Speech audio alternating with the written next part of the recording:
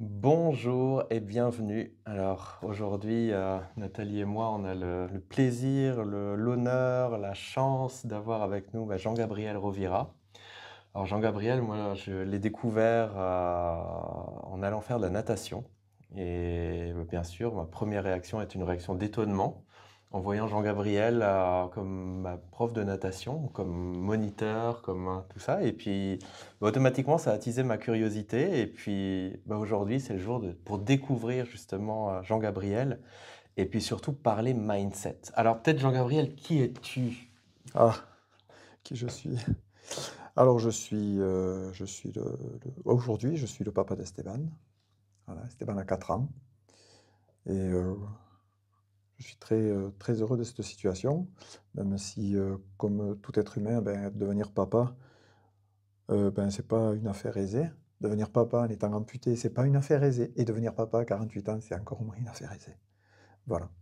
Après qui je suis? Eh bien, je suis Jean Gabriel qui est amputé depuis 28 ans, depuis le 28 novembre. Hmm. Voilà, même un peu plus peut-être.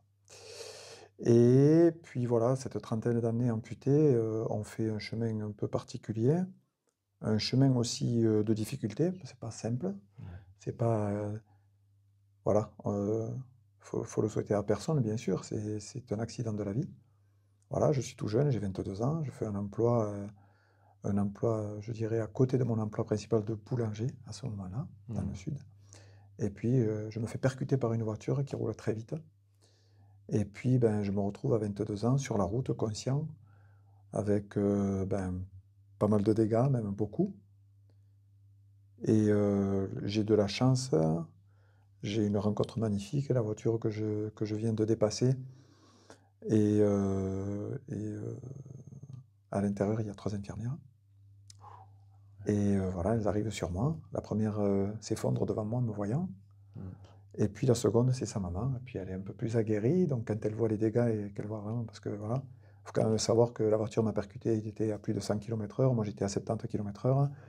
Boum, un choc à 170 km/h dans un mur. Il a pris ma jambe sur le capot, il est parti avec. Mon estomac est parti sur le capot. Mon bras est resté. J'ai une rétroversion du bassin à 90 degrés. Je suis conscient, mais je suis coupé en deux, je suis sur la route. Et je me dis que c'est l'heure. Voilà, je me dis, ça y est, je vais mourir, je suis trop jeune, je ne veux pas mourir.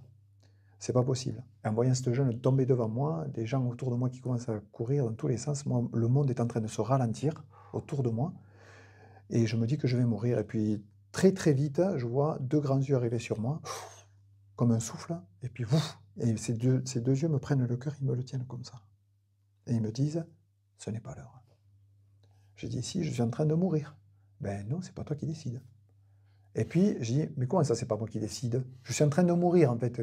C'est quoi l'importance? Je ne veux pas mourir, je suis trop jeune. Mais tu ne meurs pas maintenant. Tu ne peux pas mourir. Pourquoi je ne peux pas mourir? Si je vous dis que je meurs, je suis coupé en deux sur la route. Et en fait, ces deux grands yeux me disent, mais en fait, tu es dans la vie, tu n'es pas en train de mourir maintenant. Je te garantis que tu n'es pas en train de mourir maintenant. Et puis, je dis, mais si, regardez, il y a du sang, il y a des morceaux partout. Je suis en train de mourir. Non, ça, c'est ce que voient les gens. Tu n'es pas là. Toi, tu es en dehors de ça. Regarde-les. Tu n'es pas là. Regarde bien ce qui se passe autour de toi. Et puis, je commence à m'énerver. Et puis, ces grands yeux me disent, ce n'est pas toi qui décides. Et puis, je sens une main qui vient devant mon regard, comme ça. Et puis, je secoue la tête, je dis, mais non, mais je veux voir. Et puis là, l'infirmière, je reviens sur terre un moment, et puis elle me dit, chut, calme-toi, tout va bien. Tout va très bien, il faut que tu me dises ton nom, et il faut que tu me dises comment tu t'appelles, et puis comment je puisse prévenir tes parents. Où est-ce que tu habites? Je dis, je m'appelle Jean-Gabriel, arrêtez de m'embêter, j'ai envie de dormir. Non, non, tu dors pas, et elle me frappe le casque. Bam! Boum, le casque qui revient. Dis-moi comment tu t'appelles. Bam, tu t'endors. Jean-Gabriel, tu t'endors. Bam. Et puis, je dis, mais laissez-moi tranquille, je suis fatigué. Vous pouvez pas lui dire d'arrêter, je suis fatigué. Puis je commence à avoir une conversation avec les grands yeux, mais avec elle aussi. Et les grands yeux me disent, tout va très bien. Regarde le ballet fantomatique, danse avec eux. C'est quoi le ballet fantomatique là? Regarde là. Puis je tourne la tête, et puis l'infirmière, bam! Ne t'endors pas, Jean-Gabriel, reste là. Mais je suis là, je suis là. Comment tu t'appelles? Quel est ton nom? Où c'est que tu habites? Et puis tout se chevauche et tout se mélange. Et ça ralentit de plus en plus. Et je sens que je suis comme sur un matelas très confortable. Et l'infirmière, je lui donne mon numéro de téléphone, ils préviennent la police et tout. Et puis les grands yeux me disent, regarde le balai fantomatique. Puis je dis, mais laissez-moi tranquille, je veux me reposer.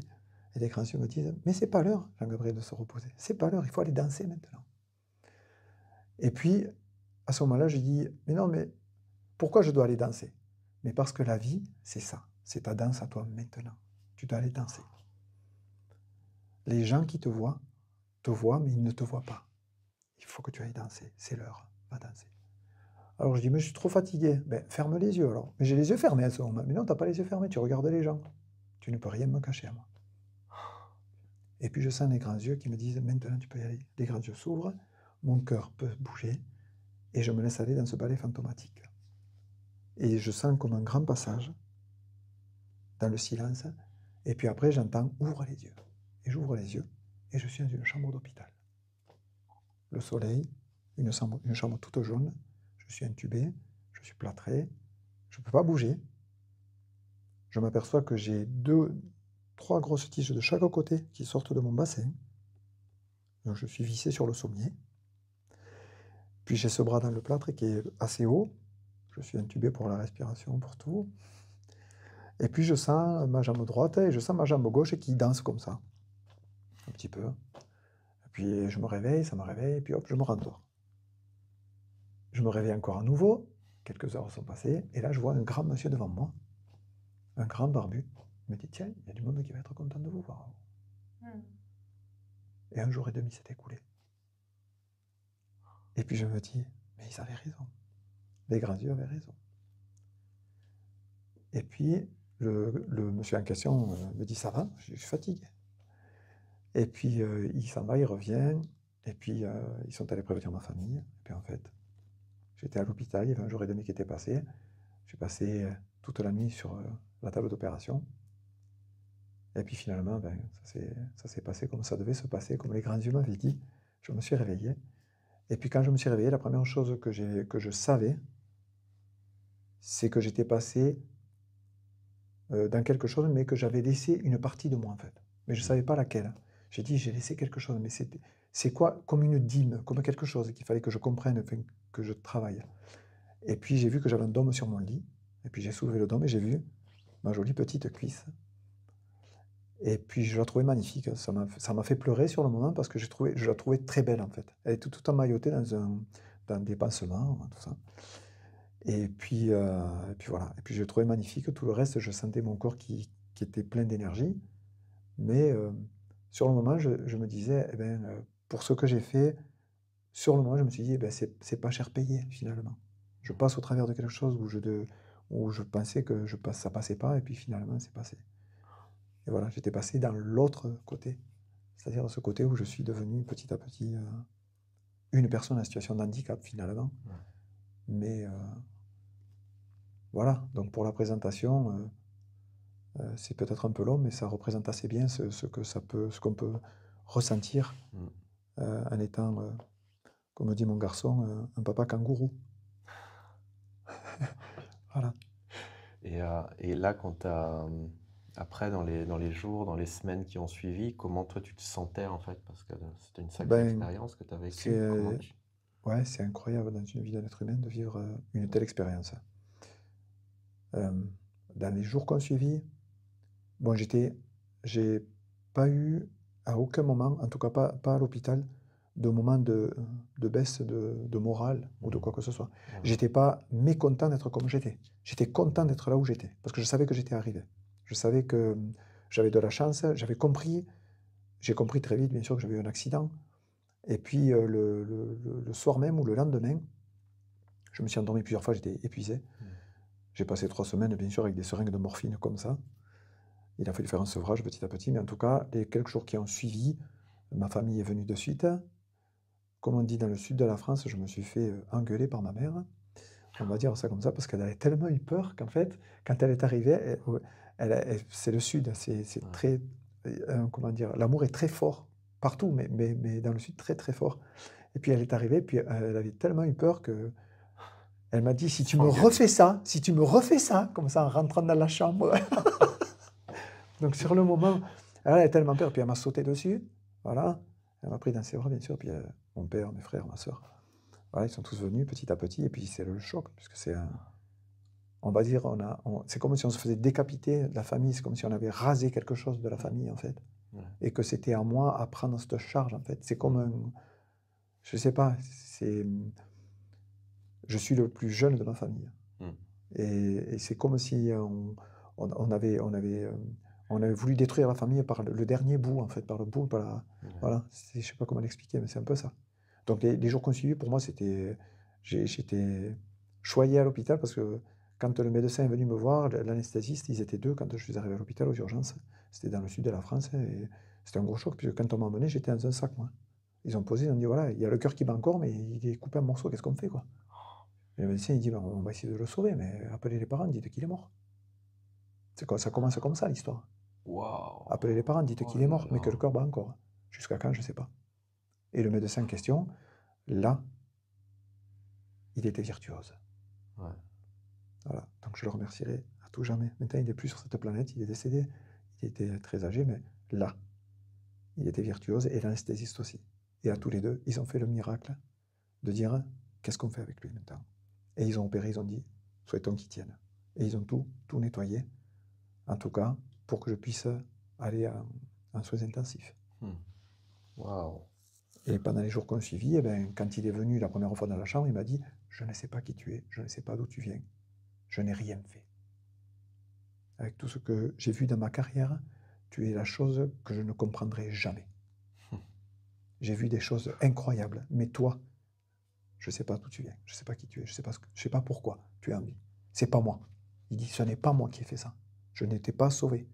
Moi, j'ai recousu les morceaux, j'ai essayé de sauver ce qu'il pouvait, j'ai arrêté les hémorragies, mais ton cœur, lui, il battait à 30 pulsations minutes. Et il était calme. Aucune arythmie. Rien. Jamais. Jamais. Jamais. Toujours calme. Et j'ai travaillé pendant 8 heures sur toi d'affilée, 9 heures. Et c'était calme. J'ai fait mon job, mais la vie, c'est pas moi. Voilà, que tu le saches. Il me dit, puis on va se rencontrer souvent. On a du travail tous les deux maintenant. Voilà, parce qu'après j'ai été opéré pour l'estomac plusieurs fois, le bras plusieurs fois, Ouais. la jambe plusieurs fois. Et après, quand le temps passait, comment ça se passait? Parce que tu disais, t'avais pas eu de baisse de J'ai morale. pas eu de baisse de morale, non. À l'hôpital, jamais. Et, Faut dire que je suis rentré le 28 novembre à l'hôpital, le jour de mon accident, 28 novembre 1992. Le 1er février, j'étais dehors, debout. mm, Donc ils m'ont opéré entre le 28 février et le 1er février. Ils m'ont opéré peut-être une douzaine de fois. Je suis sorti debout pour aller en rééducation. mm, Mais j'ai pas eu de baisse de morale parce que je sais pas si c'était parce que je savais que j'avais de la chance d'être là. Je me souvenais toujours de la rencontre avec ces grands yeux magnifiques. ouais, Je me suis dit qu'un jour je les rencontrerais en réalité, dans la peau d'un être humain, donc mm, d'une femme ou d'un homme ou de quelqu'un, je ne sais pas. mm, Et, euh, et donc tout ça fait que j'ai pas eu de baisse de morale. Les opérations, pour moi, c'était pas compliqué. Je me sentais pas mal à l'aise avec ça, même si j'ai eu beaucoup d'anesthésie générale. Et puis, j'ai pas eu de douleur à l'hôpital. J'avais pas de douleur, spécialement. Je me souviens d'avoir été fatigué et tout, mais globalement parlant, je suis rentré, je pesais presque 80 kilos, je suis sorti, je faisais 56.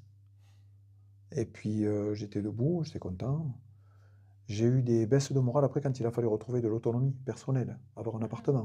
ouais, Parce que je ne voulais pas retourner chez mes parents.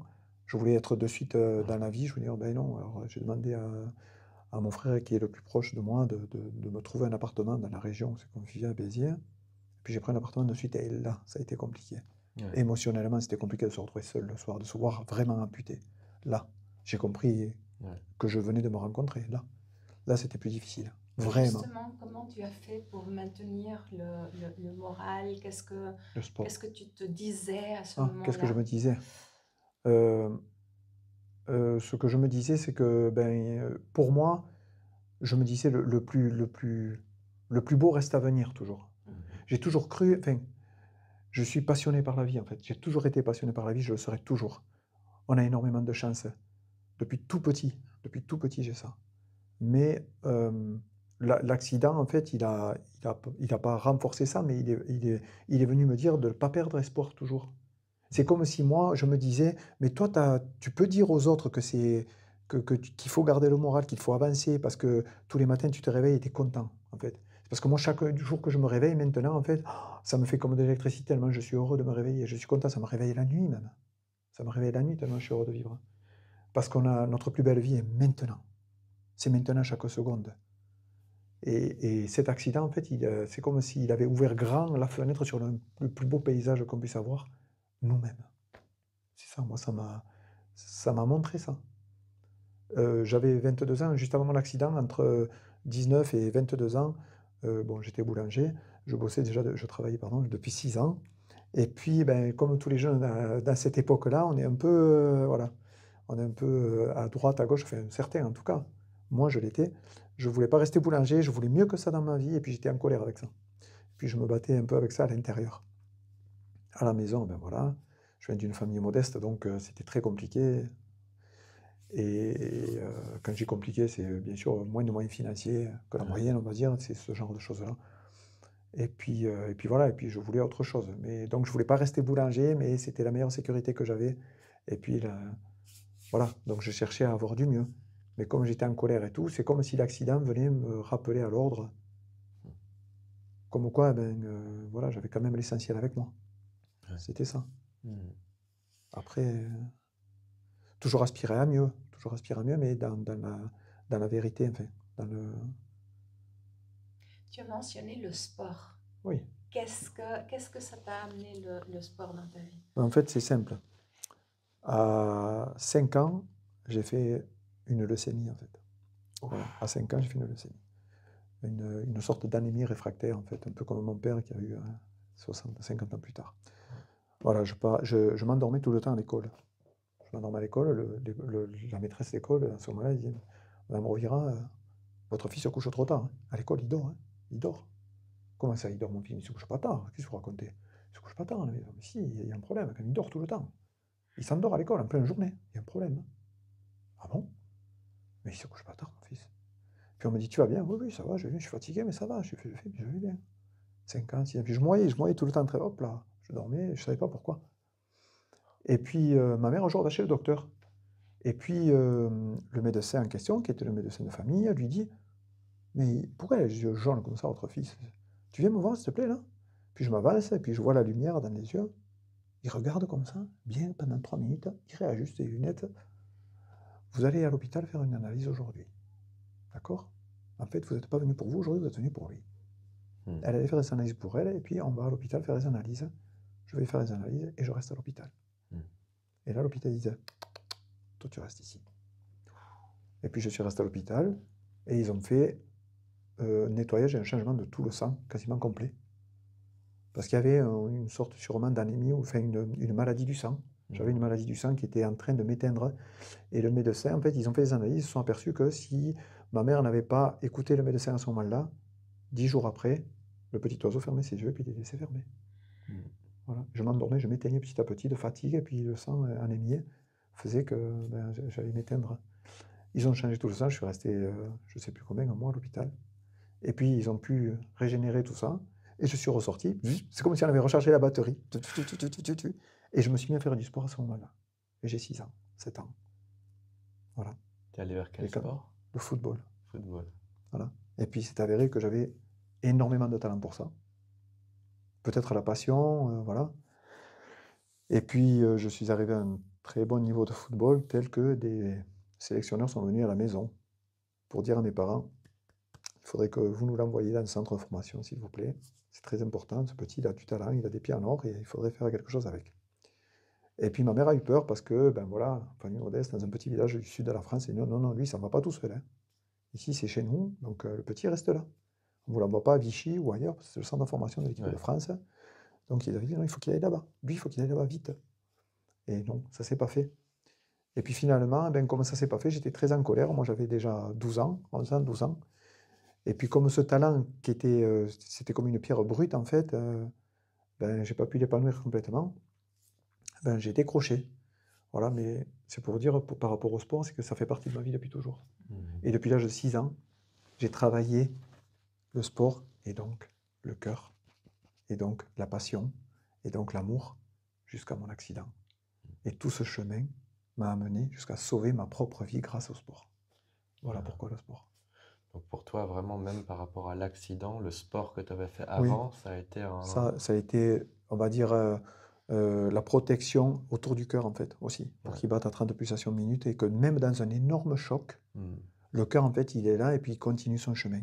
Parce qu'il est bien avec ça, parce qu'il est, c'est en adéquation, quoi. Et le fait d'avoir fait ce sport à outrance, parce que j'ai fait des milliers d'heures d'entraînement, que ce soit en football, puis après j'ai fait des sports comme le BMX, à un Hmm. très bon niveau, au niveau national. Après j'ai fait du motocross, après j'ai fait énormément de courses à pied. Énormément de courses à pied. Et tout ce sport qui a fait travailler tout mon corps m'a aussi fait mon armure, en fait, pour Ouais. l'accident, quelque Ouais. part. Une sorte d'armure de protection intérieure et, et salvatrice. Ouais. Pour ce moment-là, qui était un moment T, qui fait basculer la vie d'un être humain dans quelque chose dans l'inconnu. Mhm. Dans l'inconnu. Parce que dans l'accident, en fait, ce qui se passe aussi, j'en avais parlé avec les médecins, c'est que la peur juste de l'accident, la vision, Ouais. peut faire exploser juste le cœur, en fait. C'est comme ça que les gens meurent aussi. C'est de la peur. Et ça fait un arrêt, en fait, parce que c'est trop lourd à porter émotionnellement, la vision, tout ce qui se passe, en fait. Mhm.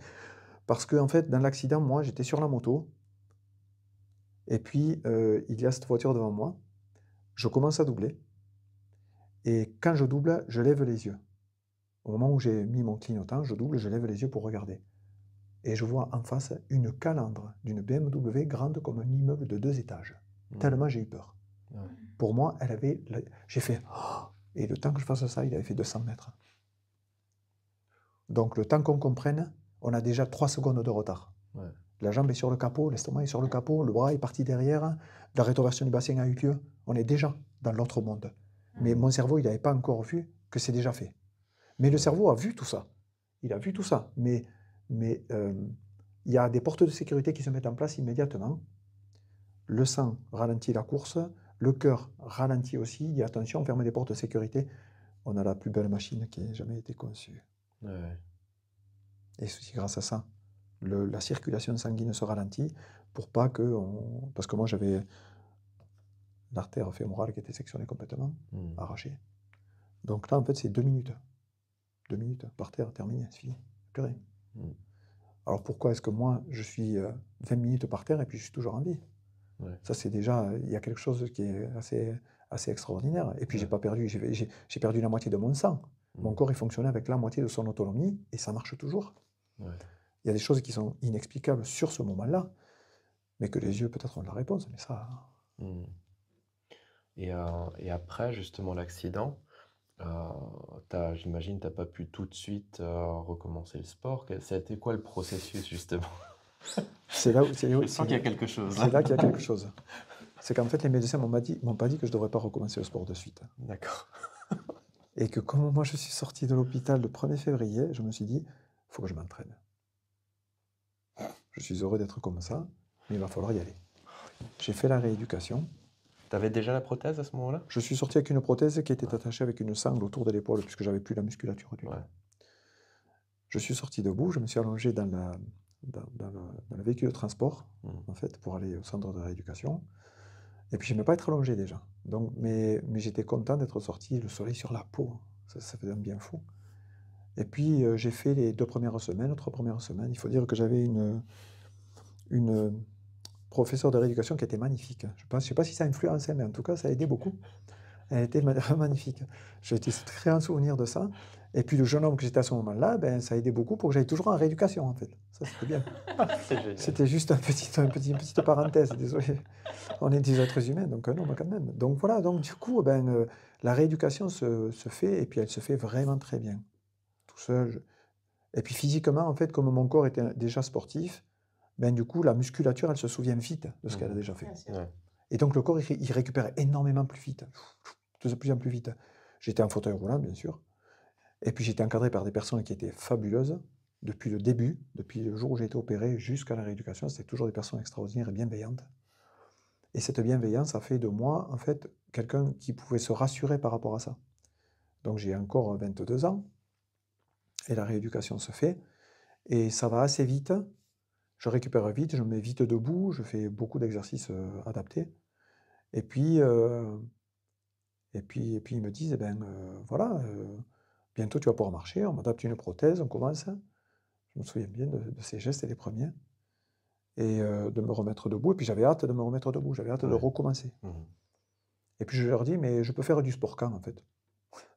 Puis ils me disent, ben, quand tu le sens. Je dis, ben, alors je vais y aller bientôt. Mais les médecins ne m'avaient pas dit qu'il fallait de la cicatrisation. Ah, Ah, ouais. Les tissus, moi, que je sois décidé, oui, mais les tissus ont besoin de temps. Moi aussi, j'en avais besoin, parce que, quelque part, le jeune homme de 22 ans ou 23 ans, à ce moment-là, il a occulté qu'il est amputé. Ouais. Il se dit, je suis sportif. mm, Pas question que l'amputation vienne ralentir quoi que ce soit. Sauf qu'il y a les réalités et puis les rêves.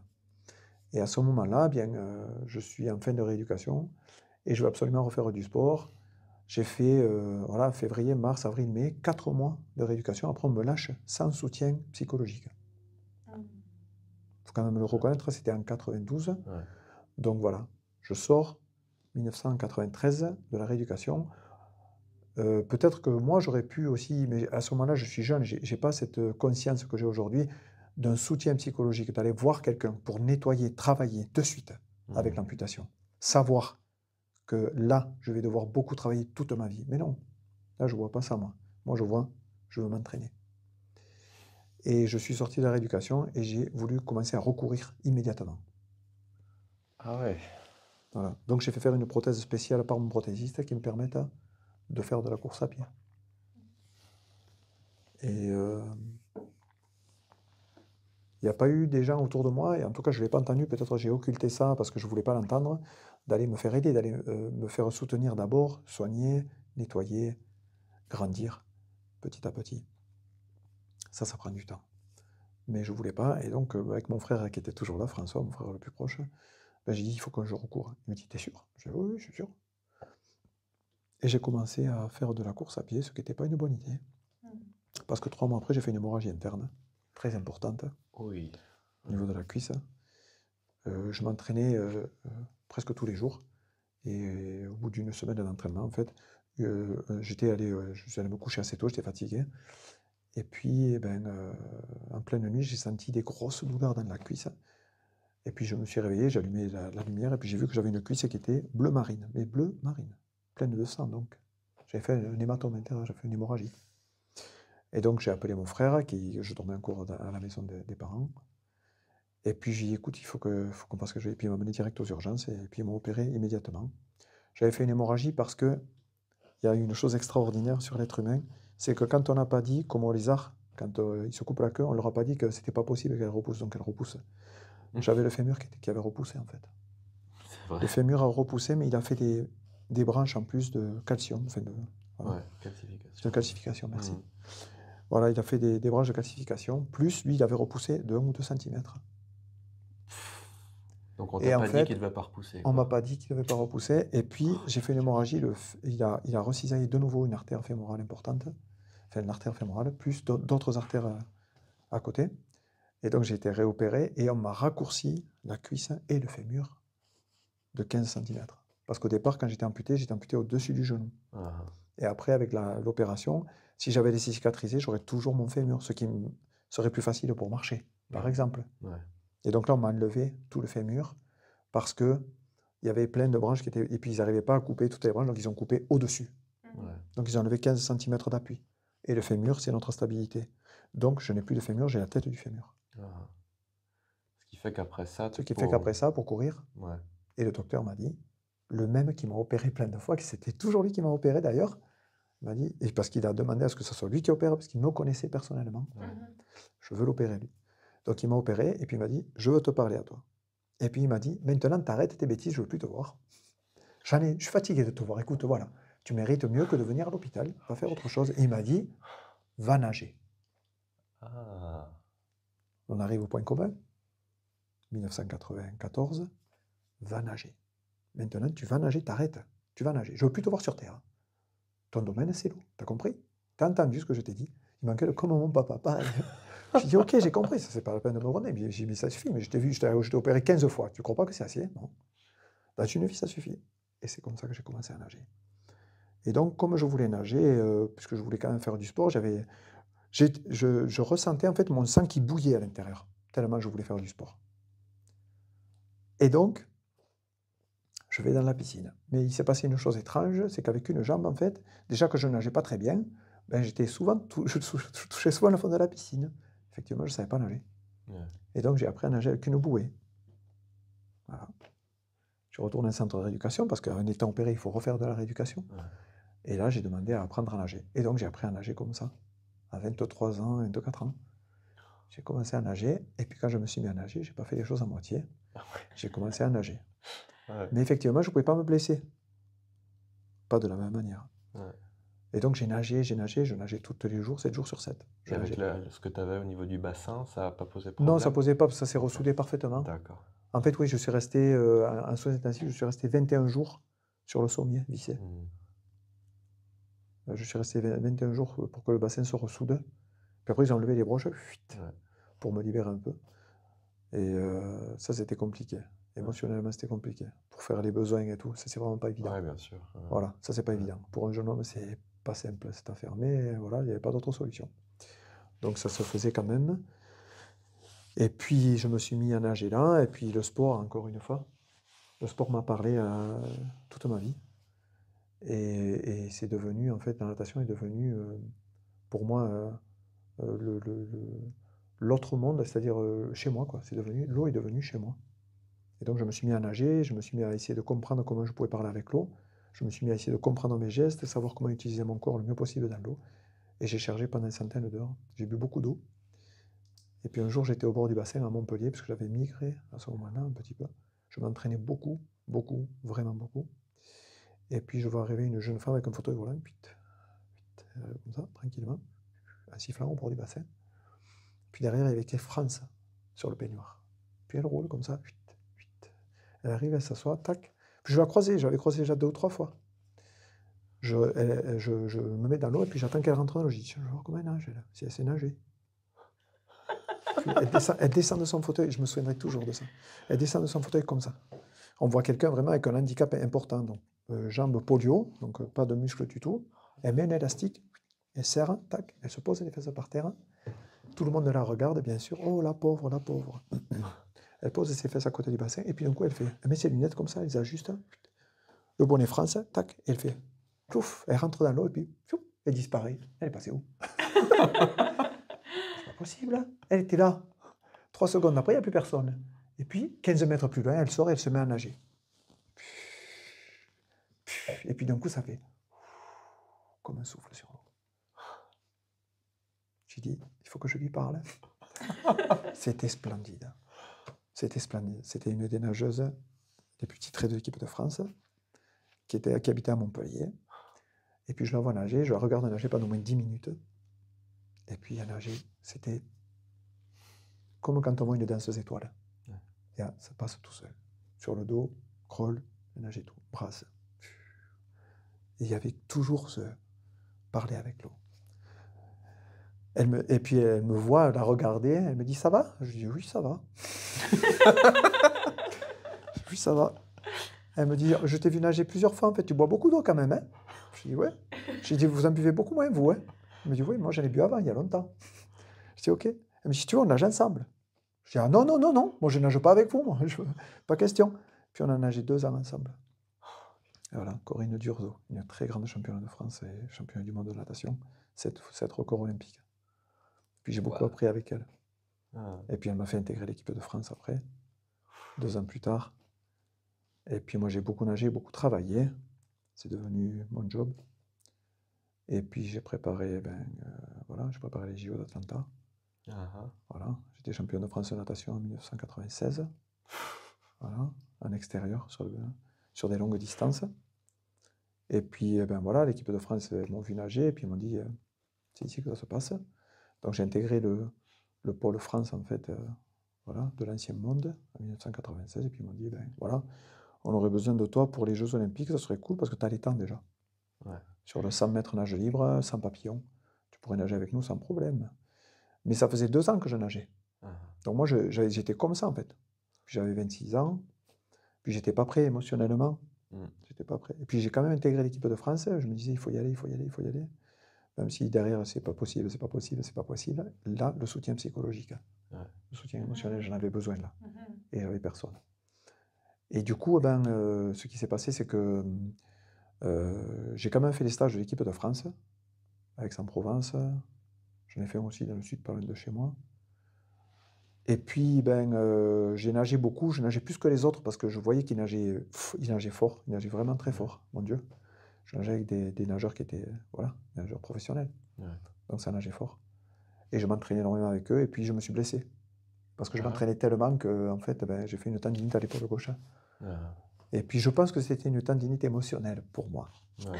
Voilà. C'était plus une tendinite, je veux pas y aller, je veux pas y aller. J'aurais eu un soutien psychologique, peut-être j'aurais pu nettoyer ça, et puis. Mmh. Donc je suis pas allé à Atlanta. Voilà. Ouais. Et moi, j'ai une question parce que, donc, après l'accident, tu arrives finalement à être champion de Oui. France. Est-ce que tu penses que si tu t'étais mis à la natation avant l'accident, que tu aurais réussi à atteindre un niveau comme ça? Physiquement, si on parle de la physiologie, physiquement, non, jamais. Ouais. J'ai pas la taille. Mmh. Les nageurs sont quand même assez grands. Il faut quand même le reconnaître qu'ils sont bâtis. Et de préférence, on commence très jeune, vraiment très jeune. Ouais. Après, on peut faire de belles performances, même en étant pas spécialement très grand. Mais j'avais jamais rencontré la natation, si ce n'est dans le sud de la France avec mes frères à la rivière, quoi. On nageait comme entre copains, quoi. Voilà. Ouais. Mais si j'avais, je sais pas, c'est compliqué. Mais Ouais. je pense pas, je pense pas. J'ai commencé, par exemple, le football tout petit, j'avais vraiment du talent.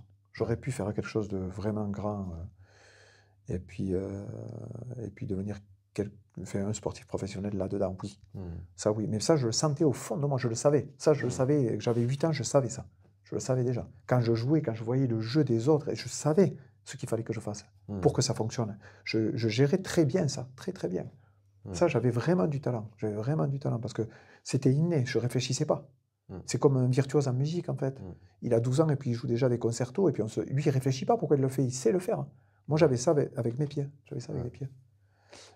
Donc la natation, non, je peux pas savoir. Enfin, j'avais jamais nagé avant 23 ans, moi. Donc, Ouais. C'est intéressant quand tu dis que tu sentais le sang bouillir en toi ouais, pour le sport. ouais, ouais, ouais.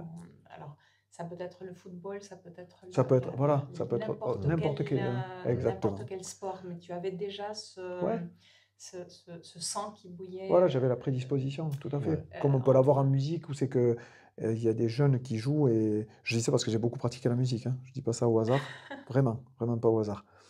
Et parce qu'après le sport, en fait, j'ai bifurqué sur la musique parce que je voyais bien que le sport, j'arrivais pas à atteindre ce que je voulais. Puis j'ai fait basculer ça sur la musique parce qu'en préparant les JO, je nageais. Un jour, le papillon, je nageais des centaines de mètres en papillon, des milliers. Et puis un jour, pam, je frappe à quelqu'un. Mmh. Et puis c'était une jeune femme qui nageait tous les jours à côté de moi. Et là, je me suis fait gronder, pour rester poli. Hein. Je me suis fait gronder comme jamais de ma vie encore. Mais elle me gronde, elle me dit tous les petits noms d'oiseaux qu'on peut imaginer. Elle me dit, vous faites tellement de vagues à côté de moi que j'en ai marre, mais si vous pouviez nager ailleurs, ça me soulagerait énormément. J'ai dit, mais pourquoi vous ne changez pas de ligne? Elle me dit, mais c'est à vous de changer de ligne. Pourquoi ce serait à moi? J'ai dit, ok, on va pas arrêter, on va pas commencer comme ça. Je change de ligne, tac, et je change de ligne. Alors effectivement, elle était contente et moi, ça allait mieux. Je nageais, je continue à nager. Et un jour, le bassin où je nageais, dans le sud de la France, ils avaient organisé une soirée nageur. Et ils m'ont invité. Et ils ont invité cette demoiselle. Et on est sortis ensemble, et on a vécu 7 ans ensemble. Et elle était musicienne professionnelle. Elle était flûtiste avec. Et pour pouvoir comprendre son fonctionnement émotionnel, qui était complètement opposé au mien en étant sportif, j'ai commencé à faire de la musique. Voilà. Par amour pour elle. Et puis c'est devenu mon chez-moi. Mais ça nous a aussi séparés 7 ans plus tard, parce qu'elle m'a dit, la musique c'est moi, c'est pas toi. Je veux pas que tu viennes chez moi. Mais elle me l'a pas dit avant. Elle me l'a fait comprendre, mais moi je voulais la connaître mieux, je voulais partager avec elle des choses, voilà. Mais ça a fait le début de la musique. C'est pour ça que je parlais de musique. Excusez-moi, je suis parti dans un autre monde. Ah, mais Non, c'est très intéressant parce que voilà. finalement, c'est ce mindset que tu as où tu fais les choses, tu vas toujours au bout des choses. En fait, c'est ça. C'est que ouais, c'est ça. Je vais toujours, enfin, en tout cas, dans ce que j'ai fait personnellement, seul. Oui, je suis toujours allé plus loin que même qu'on peut aller, le plus loin possible. pour savoir mais jusqu'où je pourrais amener mon corps et mon esprit à comprendre les choses. Ce qui m'intéressait, c'est de comprendre. Ouais. Ce qui m'intéressait, c'est développer, c'est apprendre. On est là sur cette terre que pour apprendre. On est là que pour apprendre. Mm. Et, euh, et quelque part, on est le noyau central, je dirais, et puis on vient apprendre plein de choses. Et à ce moment, j'apprends beaucoup de choses, moi, puisque voilà, j'ai un garçon, je suis papa, et je ne pensais pas devenir papa, parce qu'avec l'amputation, en toute honnêteté, il y a de quoi faire. Franchement, il y a de quoi faire. En tant qu'être humain, il y a de quoi faire. Les remises en question, tout ce qu'on veut. Et puis l'histoire de la vie a fait que j'ai rencontré une personne extraordinaire. Et cette personne, très vite, on est devenus parents. Et puis voilà. Et puis c'était très vite, et puis j'étais pas prêt, et puis il fallait que j'apprenne encore. Et puis ça a fait des résistances. Je me suis battu pour ma liberté, une croyance, on n'a que des croyances. Et puis ces croyances-là ont fait que, ben voilà, aujourd'hui on est séparés. Mais je referai le chemin, je referai le même. Voilà. Je referai le même parce que c'est moi, je ne peux pas être autrement que ce que je suis. Après, on peut dire oui, mais si j'avais pas eu d'handicap, oui, mais si, avec des si, on peut faire plein de choses. Mais c'est, voilà, aujourd'hui, le but étant d'avancer et de faire des choses qui permettent d'être qui on est réellement. À la seconde même, c'est le plus beau cadeau que l'on puisse s'offrir. Tu as mentionné tout à l'heure que les personnes, tout le long de à partir de l'accident, tout le long de ton parcours, étaient très bienveillantes. Ouais. Et que d'une certaine manière, c'est elles qui, bien sûr, tu avais cette résilience incroyable, mais que pour eux aussi, le soutien que tu as reçu de Oui. leur part était important pour toi. C'est quoi, c'est comment que tu as reçu ce soutien? Qu'est-ce que ça a fait en toi, justement? Chez moi, ça a fait, pour être direct, ça a fait le tapis d'amour dont on a besoin pour se reposer. C'est le tapis d'amour dont on a besoin pour se relever, en fait. Ça a commencé directement à l'hôpital, par les soignants qui ont toujours été là, fabuleux, vraiment fabuleux pour moi. À la fois, c'était presque trop court. Quand je suis parti, des soins intensifs, de la chirurgie, pour aller en rééducation, c'était très difficile pour moi de les laisser, ces personnes. Parce qu'elles m'ont beaucoup donné de leur amour, en fait. Et ça a contribué à ce que chaque jour, j'ai de plus en plus de force, en fait. Je ne me suis jamais senti seul dans mon accident. Jamais. Jamais. J'ai eu ma famille qui m'a énormément soutenu, mes frères ont fait beaucoup, mes parents étaient là. Et ça, c'était fabuleux. Mes frères, ma sœur, tout le monde, tout a été extraordinaire pour moi. Et ce soutien-là, ça a permis que je puisse après rebondir et me dire, ok, en fait, dans ma tête, ce qui s'est passé, c'est que je me suis dit, mais tu es toujours sportif, quoi qu'il arrive. Que tu aies une jambe, deux jambes, si te manquait un bras, tu serais la même personne. Et après, pour le regard des gens, on n'est pas tout à fait le même. Je dois le reconnaître. Aujourd'hui, on a encore beaucoup à faire. Beaucoup à faire. C'est pour ça que le fait qu'on se voit au bord du bassin et que tu dis, waouh, ça m'a choqué quand je t'ai vu. Ouais. Et quelque part, moi, je suis dans ce corps-là, mais je suis presque trop habitué. Il faudrait que je me voie de temps en temps pour me dire, attention, réveille-toi, n'oublie pas, tu as de la chance. Voilà, je sais que j'ai de la chance. Et quelque part, ce soutien, je l'ai toujours reçu. Je l'ai reçu des soignants, je l'ai reçu, voilà, après, comme tout le monde, j'ai eu un parcours plus ou moins positif, plus ou moins enrichissant. Chaque fois. Par contre, chaque fois que j'ai fait quelque chose, je l'ai fait à fond. J'ai nagé autant que je pouvais et ça m'a amené dans un endroit. Après, je suis allé dans la musique, ça m'a amené à un endroit aussi. J'ai travaillé énormément à la musique pour en faire quelque chose. Je voulais en faire quelque chose avec un résultat professionnel. Je ne voulais pas juste m'amuser. Je ne voulais pas juste faire ça pour mon plaisir. Je le faisais pour mon plaisir, mais je voulais avoir un résultat. C'est moi, c'est important pour moi d'avoir un résultat. Et j'ai toujours fait ça comme ça. Et puis après, la musique, avec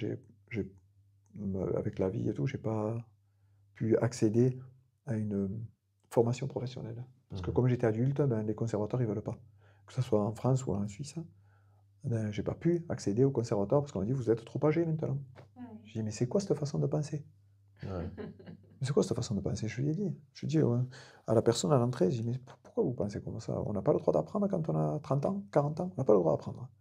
Non, il y a des jeunes, voilà, enfin, il y a toujours un cursus à suivre. Ouais.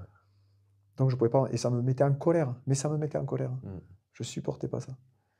Et puis après, ben voilà, j'ai décroché petit à petit de la musique, avec la vie, avec tout ce que j'ai vécu.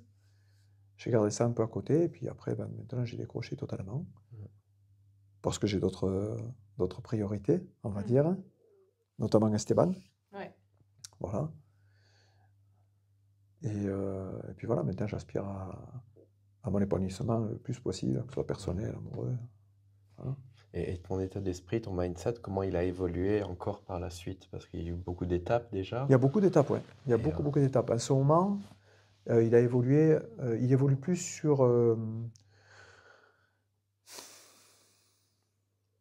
mon bien-être, c'est-à-dire plus sur ma sécurité personnelle. Mhm. Voilà, ma sécurité personnelle, celle de mon enfant. Et je pense que le fait d'être père depuis 4 ans a beaucoup fait évoluer ça, en fait, a fait Ouais. beaucoup changer les choses. Maintenant, je me consacre à l'essentiel. Mhm. Avant, j'étais seul, et puis je pouvais, on va dire, voleter un peu dans tous les sens. Je pouvais faire ou de la musique ou du sport. Voilà. Je pouvais un peu... Là, non. Là, on est avec les enfants. C'est priorité, sécurité, voilà. Et donc maintenant, j'ai évolué complètement. C'est comme si j'atteignais la maturité maintenant. Voilà. Mhm. C'est comme si j'atteignais la maturité en tant qu'homme. En tant qu'homme, j'atteins ma maturité. Et je veux que cette maturité, elle ait une forme, c'est-à-dire une forme dans ma réussite personnelle, amoureuse, financière, personnelle, émotionnelle, que je puisse toucher ça et sentir, tiens, ça me va bien, ça me va pas. Dire oui, dire non. Maintenant, je dis oui, je dis non, ça me plaît, non, ça me plaît pas, désolé, je ne veux pas. Avant, j'aurais été un peu plus, j'aurais mis des formes, je mettais des choses. Maintenant, je ne veux plus faire comme ça. Ouais. Voilà. De ce côté-là, il y a plus de vérité. Voilà. Et pour toi, quand tu parles aussi avec les gens, parce que moi j'étais étonné de tous les échanges qu'on avait eus, notamment à la piscine, où déjà dans ta manière de me parler par rapport à moi, par rapport à ma manière de nager, tu avais une manière très indirecte de me dire les choses, une manière très subtile et qui faisait énormément travailler. C'était en fait en plus une période particulière parce que moi je donnais une formation Oui. ici et en fait tous les jours tu me faisais tellement avancer dans ma tête que en fait en début de formation, en début d'après-midi, bah, systématiquement, ok voilà, qu'est-ce qui s'est passé avec Jean-Gabriel aujourd'hui? Ce qui fait que tout le monde était là, Jean-Gabriel quoi. Dis donc. Faut qu'on le connaisse. Et Ok. c'est marrant parce que tu as abordé les choses avec moi d'une manière telle que je sens qu'il y a des trucs qui ont contré, on va dire, ou contourné les barrières conscientes. Parce qu'il y a plein de Ouais. choses, je me souviens plus. C'est pour ça que je voulais profiter à chaque fois, après notre rencontre, de le dire, de l'exprimer Oui. pour avoir ce truc-là. Euh, Comment, en fait, toi, quand tu parles avec les gens, quand tu travailles avec les gens à la piscine, comment, en fait, tu construis finalement ce travail d'apprentissage ou d'éducation par rapport notamment à la natation? Mm. En fait, quand je regarde nager quelqu'un, euh, j'essaie de, de savoir comment la personne pourrait le mieux parler avec le corps qu'elle a, avec comment elle pourrait discuter avec l'eau, en fait.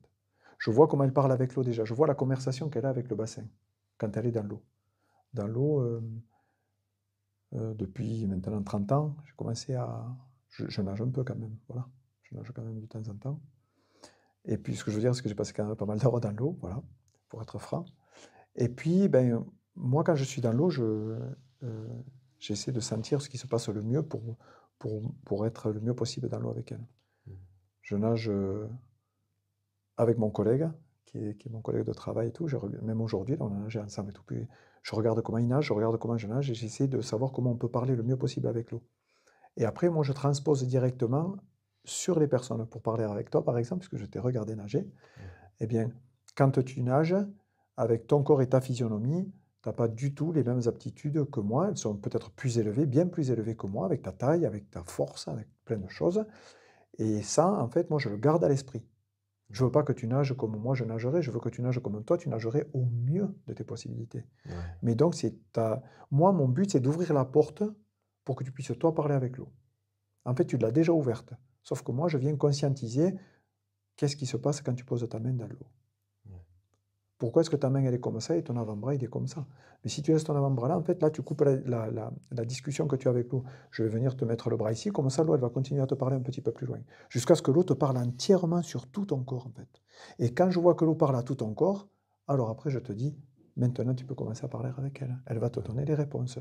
Mais si tu lui poses pas de questions, elle te répondra jamais.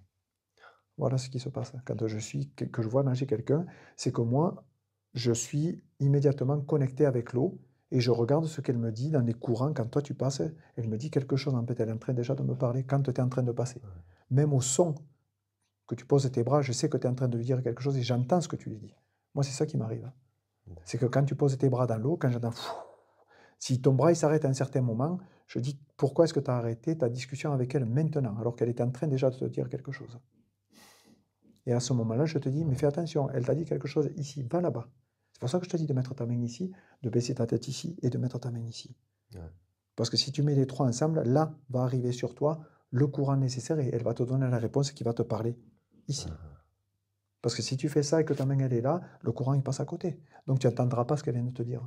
Mais si tu sens ici, après tu sentiras là et après tu sentiras là-bas. Voilà ce qui se passe.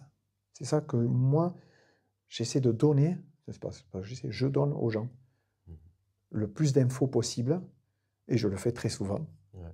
Je le fais avec tout le monde, quand je peux en tout cas, quand je suis à côté d'une personne, en essayant de rester à ma place tout de même, mais en tout cas, quand je vois quelqu'un qui a du plaisir et puis qui vient chercher quelque chose, que quelqu'un vient chercher quelque chose, alors à ce moment-là, je me permets de lui dire, est-ce qu'on peut parler 2 secondes?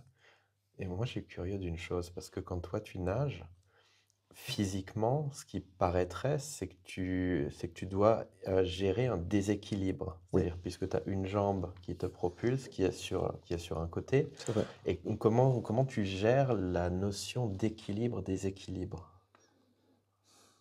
En fait, je fais pas, enfin, au début, j'essayais de faire comme tu dis là, c'est-à-dire j'essayais de gérer Ouais. l'équilibre et le déséquilibre. Et puis, ça n'a pas marché. Ça n'a pas marché du tout. Parce que, ben, comme tout le monde, j'avais plutôt l'arrière qui descendait, pour parler physiquement, et puis j'essayais de rester à la surface. Et j'ai pensé différemment. J'ai dit, on va penser différemment. Je vais m'offrir à toi, et c'est toi qui vas me dire comment on fait. Mhm. Et j'ai fait le contraire. Au lieu de vouloir nager, je me suis laissé aller dans l'eau, j'ai dit, montre-moi comment je dois nager. Et j'ai attendu. J'ai nagé doucement, le plus doucement possible. Et petit à petit, mon corps, en fait, a pris la meilleure position dans l'eau. Parce que moi, j'ai appris à nager. En fait, j'avais pas de prof. Il fallait que j'apprenne à nager. Enfin, au début, la rééducation, quand j'ai commencé à nager, j'avais une bouée. Après, il faut enlever la bouée. De nouveau, ça coule. De nouveau, enfin, un petit peu en tout cas. Et donc, pour nager, je me suis laissé porter par l'eau. Et après, j'ai essayé de comprendre comment sentir le courant avec l'eau. Comment est-ce que c'est elle qui me donne la main? Comment c'est elle qui va m'emporter, en fait, dans cette façon de faire? C'est comme ça que j'ai appris le plus, en fait, dans l'eau. Parce que j'ai pas fait partie d'un club depuis l'âge de 8 ans en natation. Bien, mets le bras ici, attention, pousse, fais ça. Non, en fait, pas du tout. J'avais 23 ans, 24 ans. Donc, en plus, j'étais amputé. Donc, j'ai cherché à nager sans qu'il y ait de force, sans que ce soit moi qui mette l'effort, mais que ce soit elle qui m'aide à avancer, en fait. Ouais. Et petit à petit, ça s'est fait comme ça. Et donc, pour les battements de jambes, puisqu'on parlait des jambes, puisqu'il en manque une, au lieu de battre comme ça, moi, je bats comme ça.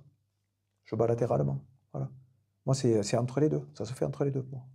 Moi, maintenant, au lieu de battre verticalement, je bats horizontalement et verticalement. Je fais les deux, en fait. Mais moi, je n'ai pas cherché à comprendre est-ce que je dois battre verticalement ou horizontalement. Ouais. Non, non, c'est l'eau qui m'a balancé un peu dans tous les sens, jusqu'à ce que moi, je me dise, ah, mais en fait, je peux avancer en faisant ça. Mais en fait, je peux avancer comme ça, puis ça avancer tout seul. Je dis, ah, mais... Et après, en fait, ça m'a ouvert une autre porte. C'est-à-dire, ah, mais si j'arrive à ressentir ça dans la jambe, est-ce que je peux le ressentir aussi dans le bassin, puis dans les épaules, et puis dans les bras? Et puis petit à petit, j'ai commencé à essayer de ne pas mettre de barrière à ma volonté de nager, en fait. J'ai pas mis de barrière dans ma force, en fait. Et au lieu de nager en force, en fait, j'ai nagé... c'est pour ça que je dis, je parle avec l'eau, c'est-à-dire c'est une conversation. C'est elle qui me fait nager. Parce que quand je vais dans l'eau, en fait, c'est pour ça que c'est que du plaisir. Et du coup, maintenant, Ben, Nathalie m'a vu donner un cours de natation il n'y a pas très longtemps. C'est extraordinaire, Et, c'est exactement ça. et la parce personne que- qui nage avec moi, elle ne voulait pas rentrer dans l'eau. Ouais. Il y a un mois, elle ne voulait pas rentrer dans l'eau. Ouais. Voilà. Et puis maintenant, elle veut faire la surprise à son copain, parce qu'ils vont partir en vacances, qu'elle sait nager. Donc elle est venue nager avec moi, et puis moi, je lui dis non, tu résistes, arrête. Mais je vais nager, sinon je coule. Je dis non, tu coules pas, lâche, coule. Vas-y, coule. Puis quand je lui dis coule, elle lâche la main, elle coule pas. Donc en fait, c'est ça, c'est le fait de libérer la force que tu veux mettre, mais en fait, c'est l'eau qui va te donner cette force pour avancer, pas le contraire. Voilà, c'est ça qui se C'est une passe. sacrée métaphore de vie, ça, parce que finalement, c'est un peu ce qu'on appelle le lâcher-prise. C'est arrêter de lutter contre et puis faire avec plutôt, et puis laisser faire les choses. Si on le comprenait avant, ce serait pour Ouais. beaucoup de choses, ce serait très positif. Pour notre vie personnelle, même pour moi. J'ai toujours été quelqu'un de, on peut dire, un combatif, d'accord? Combattant. Hein. Tu dis résilience et tout, je veux bien. Mais j'ai toujours été un combattant, un guerrier. Il y en a qui m'appellent un guerrier. Ok. Mais malheureusement, le guerrier a un côté positif, il est souvent vainqueur dans sa tête, mais dans ses émotions, il est souvent perdant. Parce qu'à la fin, finalement, ben, on s'aperçoit qu'on se bat contre nous-mêmes. Je parle pour moi, quand je parle pour moi. Donc, du coup, je parle pour moi parce que dans ma vie, eh ben, voilà, j'apprends plein de choses. Et même aujourd'hui, j'ai 52 ans. Waouh, j'ai 52 ans. Incroyable. Qu'est-ce que c'est passé vite. Il va falloir ralentir. Tu vois, même avec une prothèse, je vais trop vite. C'est ça qui m'arrive, parce que je vais trop vite avec une prothèse. Et donc, du coup, effectivement, je fais des erreurs. Je fais des erreurs émotionnellement, tout. Et c'est pour ça qu'aujourd'hui, je suis un papa solo, parce que j'ai fait des erreurs. Je suis responsable de ce que j'ai vécu. Pourtant, j'en parle avec la maman du garçon. Et on a fait tous les deux des erreurs. Et il faut se pardonner ces erreurs pour pouvoir avancer. Mais c'est difficile. Je suis dedans en ce moment, c'est difficile. Mais j'apprends. Parce qu'il faut continuer à apprendre jusqu'au bout. Et puis que le soleil est splendide, quoi qu'il arrive. Ouais. Puis moi, il y a aussi un truc par rapport justement à cette notion de lâcher prise et d'apprentissage. Parce que c'est sûr que toi, tu as appris toutes ces leçons de vie au travers des difficultés, Exactement. en faisant face aux difficultés. Est-ce que tu penses que nécessairement, pour réussir, tu l'attendais La bonne celle-là, question. Ouais. pour réussir finalement à Est-ce qu'on est obligé? arriver à ça, est-ce que nécessairement ça doit passer par les difficultés, ou est-ce que tu penses qu'il peut y avoir aussi des raccourcis qui peuvent exister? Ok. Je ne la voulais pas, cette question, en fait. Mais je sais, Voilà. je sais. Mais elle est très bonne. Ah, Alors, non. Ouais. Aucune difficulté n'est obligatoire. Ouais. C'était mon chemin à moi. C'était mon chemin à moi. Mais je pense en toute sincérité, et ça, cette question est magnifique. Je pense en toute sincérité que ce que l'on vit depuis l'enfance va générer ce qui va se passer, comme on le sait tous, à l'âge adulte.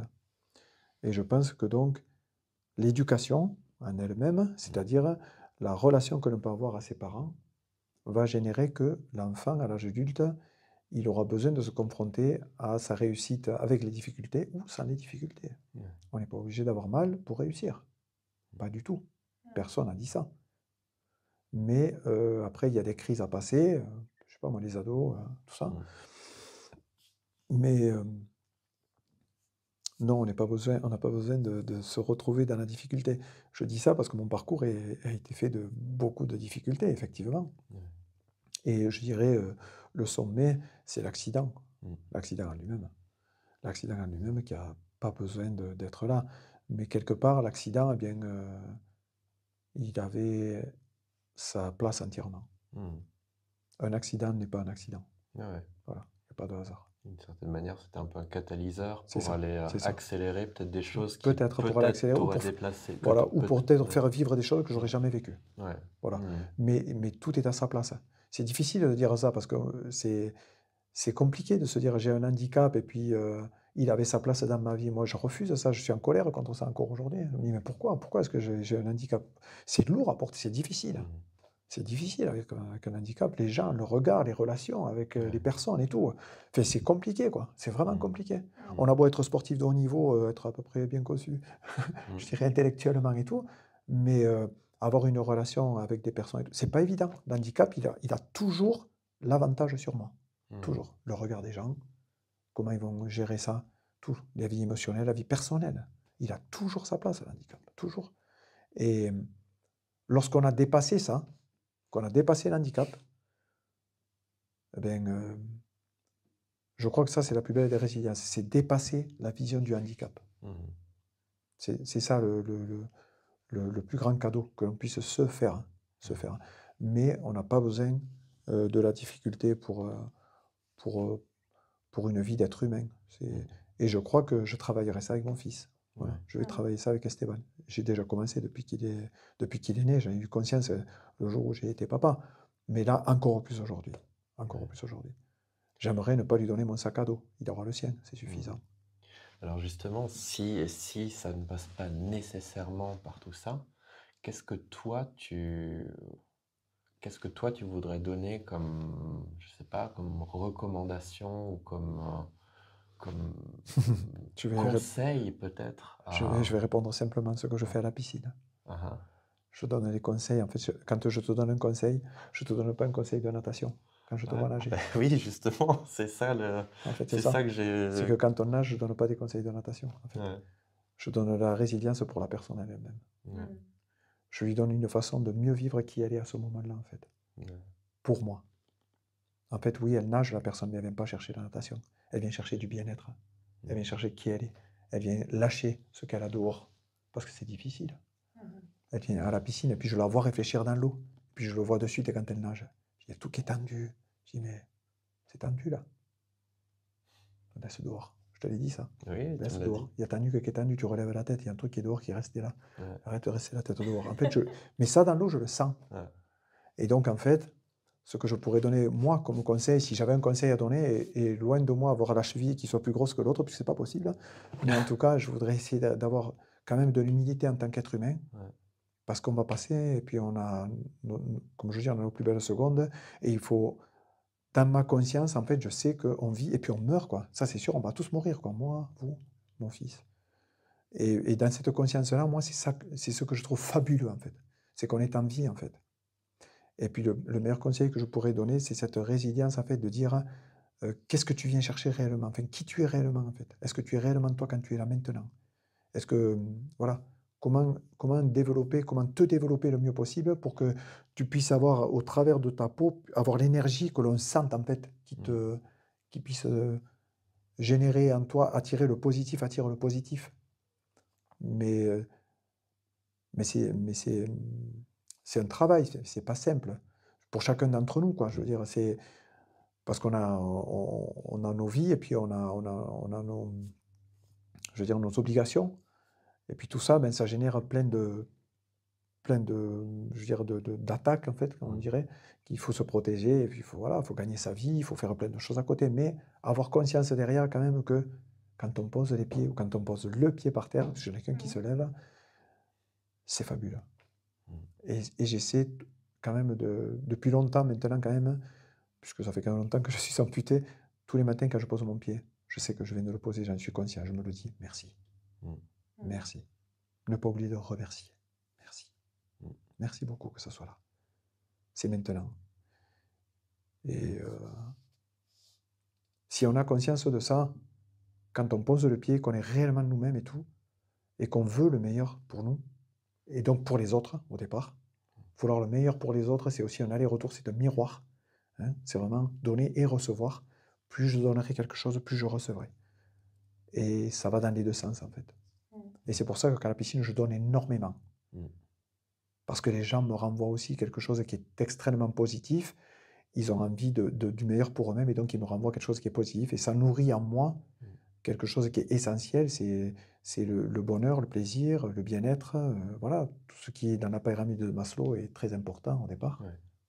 Une assise propre pour pouvoir après monter jusqu'au sommet et avoir la meilleure vie possible.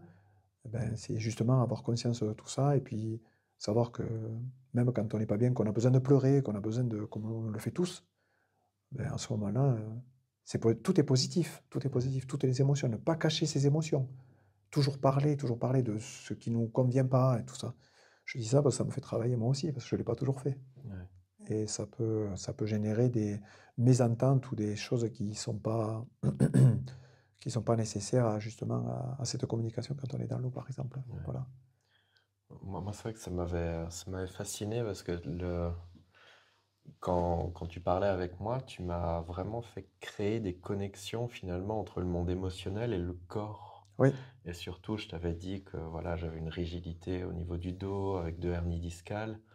Et je sais même plus exactement ce que tu m'as dit, mais tu m'avais parlé en fait justement tu avais fait les connexions avec rigidité aussi émotionnelle et compagnie. Et ouais, ouais, j'ai l'impression que par rapport au fonctionnement de mon corps, j'en ai appris plus avec toi en quelques minutes de discussion que tout ce que j'ai pu trouver sur Internet, en parlant avec des médecins et autres. Et ouais, c'était fort. C'était vraiment très fort pour mm, moi, ça.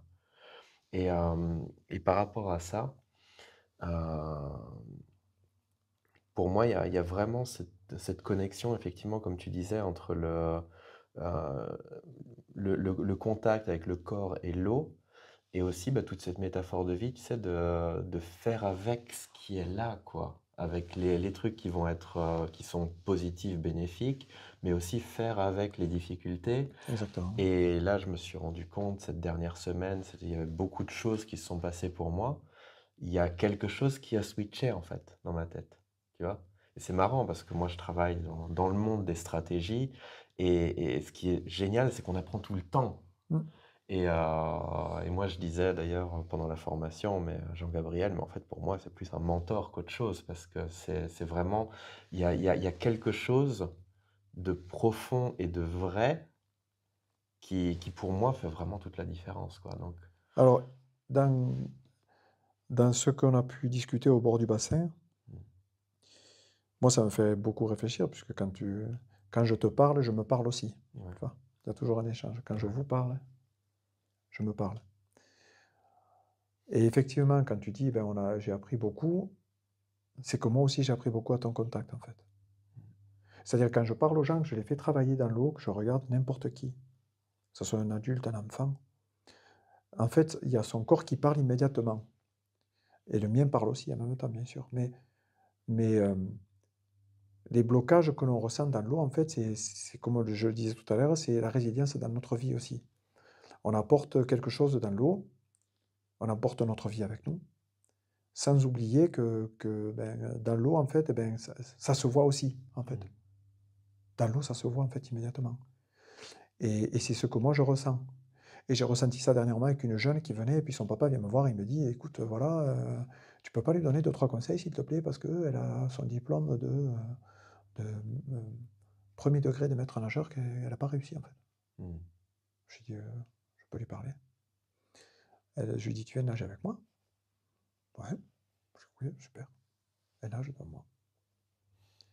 Et puis je vois c'est quelqu'un d'après ce que je vois comme ça, quelqu'un de très très réservé, quelqu'un qui veut se protéger, quelqu'un qui a beaucoup de talent, mais qui ne veut pas trop le montrer, enfin qui est voilà, presque surdoué, mais quelqu'un qui voilà, elle est pas à l'aise avec son corps, pas à l'aise comme on la regarde et tout. Je dis, ok. Et je lui dis, tu sais, dans l'eau, il n'y a personne qui te regarde, hein. Même pas moi. Il m'a dit, pourquoi vous me dites ça? Nage, nage vraiment. Moi, je te regarde pas, hein. Moi, je veux savoir comment tu nages, mais si tu parles pas avec l'eau, elle discutera pas avec toi, en fait. Et là, tu es toute seule, en fait. Alors, voilà. Et puis, on a commencé à nager ensemble. Enfin, nager, j'ai pas nagé, moi, mais je dis quand on nage ensemble, c'est-à-dire que moi, je nage en même temps qu'elle. Quand je la vois nager, moi, je suis aussi là. C'est pour ça ce que je fais avec toi ou avec Ouais. quelqu'un d'autre, je nage en même temps. Donc, c'est comme si moi, en fait, quelque part, je me servais de l'eau et que j'étais avec elle, en fait. C'est comme si je suis une partie de l'eau, en fait, quand je nage. Donc, quand je te vois faire un geste qui va, qui va contrer, en fait, l'amitié que j'ai pour toi, je me dis, non, attends. Avant de faire ce geste, essaie de me donner la main et après, on discute. Parce que là, en fait, tu ne me parles pas, tu es en train de passer derrière et puis, en fait, tu ne parles pas avec moi. Si tu ne me parles pas, je ne peux pas te répondre. Mais je veux comprendre ton langage et comprendre le mien, alors. Parce que si toi tu parles tout seul et que tu fais ça, en fait, c'est impossible. C'est comme si ça sert à rien que tu viennes dans l'eau si tu veux parler avec moi parce que tu ne me parles pas en fait. Là, tu ne m'écoutes pas en fait. Une discussion, c'est toujours à deux. C'est parler, mais c'est surtout écouter. Il y a plus à apprendre en écoutant qu'en parlant. Et moi, j'écoute le son. J'écoute le son des gens qui nagent. C'est ça que je fais quand je suis au bord du bassin. Et cette jeune, ben voilà, je suis resté 1/2 heure à côté d'elle en lui disant des petites phrases, en regardant ce qu'elle faisait. Et petit à petit, eh ben, elle a commencé à sentir qu'en fait, elle pouvait être elle-même sans que ça génère une gêne émotionnelle. Ouais. Puis elle est restée 1/2 heure à nager, et puis voilà, j'ai dit, pour aujourd'hui, je pense que ça suffit, tu peux aller voir ton papa et tout. Et puis le papa, il m'a appelé la semaine dernière, il m'a dit qu'elle avait réussi. Parce que normalement, elle devait faire 3 minutes pour faire le 100 mètres. C'est un 100 mètres en nage libre, vous pouvez utiliser la nage que vous voulez. Mmh. Et elle faisait 3,15. Et elle était extrêmement frustrée et tout. Donc j'ai parlé, ouais, 1/2 heure avec elle. Et puis elle a fait 2,45. Et puis elle m'a envoyé un message à maman, elle a fait 2,45, elle a fait 2,45, j'en reviens pas, c'est pas possible. Qu'est-ce que tu lui as dit? J'ai rien dit, c'est elle qui nage, c'est pas moi. J'ai rien fait. Ouais, et juste, je suis content, je suis très heureux. Ça a fonctionné, c'est très bien. Mais voilà, elle était bien placée, et elle a réfléchi sûrement à ce que je lui ai dit. Il y a quand même une influence certaine. Mais je lui ai dit, voilà, je lui ai dit que c'était important qu'elle le fasse pour elle, pas pour les autres. Ouais. Je pense que ça, c'est vraiment la force d'un vrai coach. C'est d'être là comme un miroir, de refléter ce que tu perçois. Ouais, C'est super intéressant la métaphore que tu partages par rapport à cette conversation qu'il y a, ouais, à ce son qu'il y a par rapport à l'eau. Et on dit souvent en coaching que nous, les coachs, on ne doit surtout pas donner de conseils. mm, Parce que finalement, ce sont les personnes qui ont les ressources, qui se connaissent, qui ont ouais, été avec exactement. leur Mmh. corps, avec leurs limitations toute la vie. Et en fait, c'est ça ce que tu fais. Tu mentionnais tout à l'heure la classe que je t'ai vue Ouais, donner à cette jeune qui est en train d'apprendre. C'était une véritable métaphore ouais, parce Mmh. que plus tu lui disais de lâcher prise, plus elle était en résistance, mais en fait, elle se rendait pas compte c'est tout à fait ça. Ouais, que tu étais en ça. Alors, tu allais dans son sens de, OK, alors fais de la résistance, et en faisant de la résistance, lâcher prise. c'est ça, c'est ça. Mais tu donnes le mot, Mmh. ce petit reflet de ce que la personne est en train de faire pour que finalement elle comprenne Ouais, qu'est-ce qui est en train de se passer. exactement. Ce qu'elle fait, c'est comme si elle en avait conscience, mais elle le fait, mais elle le voit pas en fait. Et moi, Mm. je suis comme le miroir, je viens de lui dire, t'as vu le geste que tu fais? Ouais. Ben Ouais. oui, je vois le geste que je fais. Mais pourquoi tu le fais? Ah bon? Et puis là, la personne, elle prend conscience, et puis c'est comme si je viens réveiller, quelque part, un petit peu, un geste, Mmh. pas un geste parasite, mais un geste de protection. Mm. Et si on regarde bien, on est toujours dans la même situation. Ce n'est pas de l'eau dont on parle, c'est de l'humain. Et quelque part, je travaille dans l'eau ce que l'humain est lui-même, en fait. Mmh. Et, et quelque part, ça me fait vibrer dans mon chemin de vie à moi. Donc de ce fait, je veux que la personne, c'est comme si je voulais éviter à la personne de continuer sur ce chemin, parce que moi, voilà, moi j'ai eu un chemin de difficulté, je voudrais pas que la personne choisisse la difficulté, parce que Ouais. je veux l'aider à résoudre quelque chose quelque part dont elle n'a pas besoin. Quelque Mmh. part, c'est un peu ce chemin-là, voilà.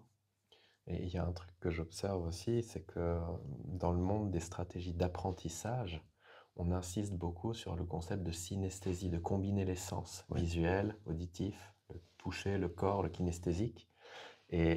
Quand tu décris justement la natation, j'aime bien parce qu'il y a le côté bien sûr visuel du geste, il y a le côté du corps, et il y a le côté auditif aussi, où j'aurais jamais pensé intégrer, c'est quand tu dis tu écoutes l'eau, tu écoutes en fait le bruit de l'eau quand la personne nage.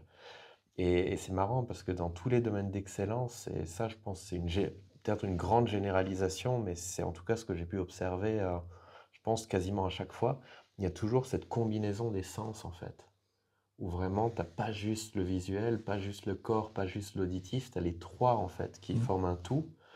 Et ça, souvent, ça forme un domaine d'excellence derrière. Alors,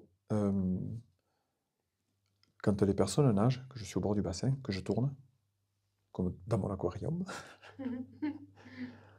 Ben, en fait, je connais les personnes qui viennent nager, puisque je suis là souvent. Mais si je ferme les yeux, je sais qui c'est qui nage.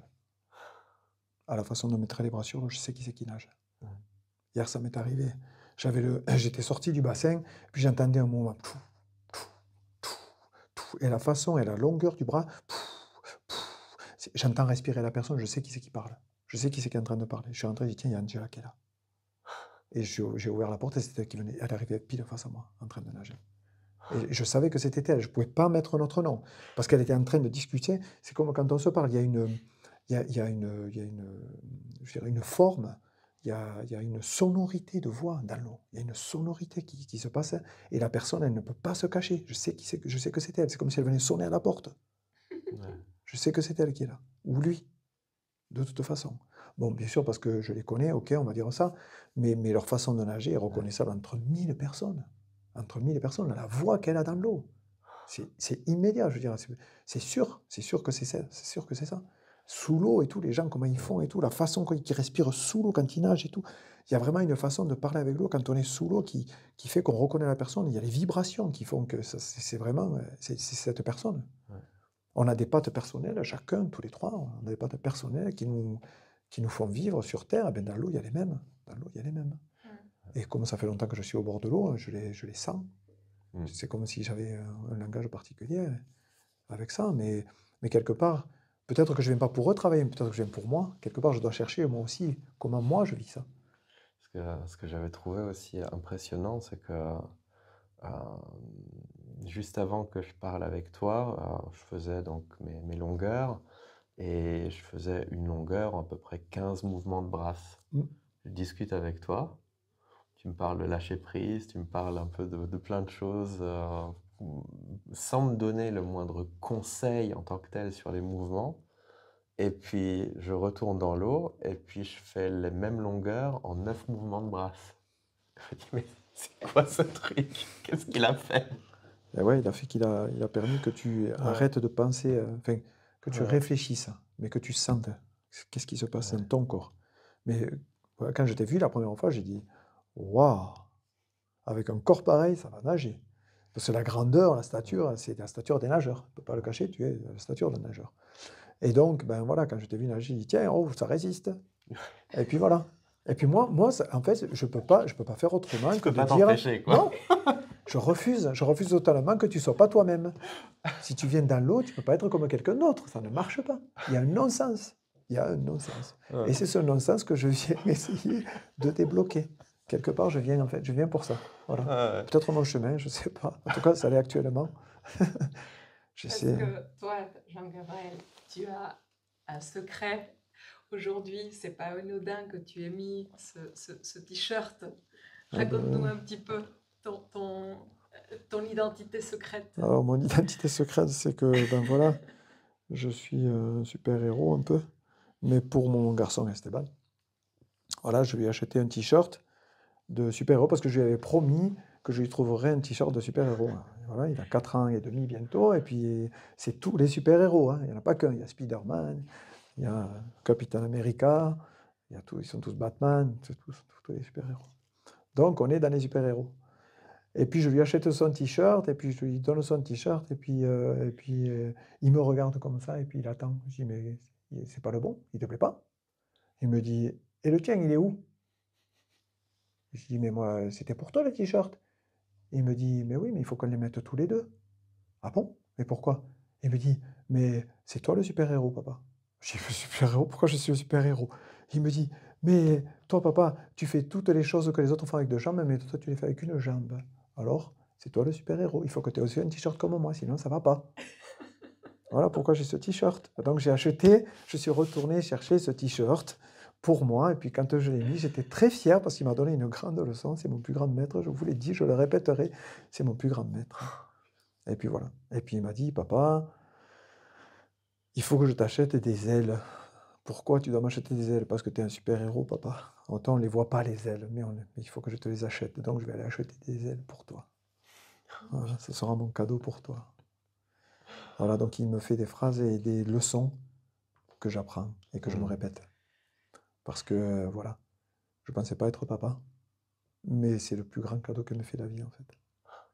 Parce que j'avoue que je suis un être humain comme tous les autres, et puis comme je suis sudiste, j'ai la colère fragile, on va dire.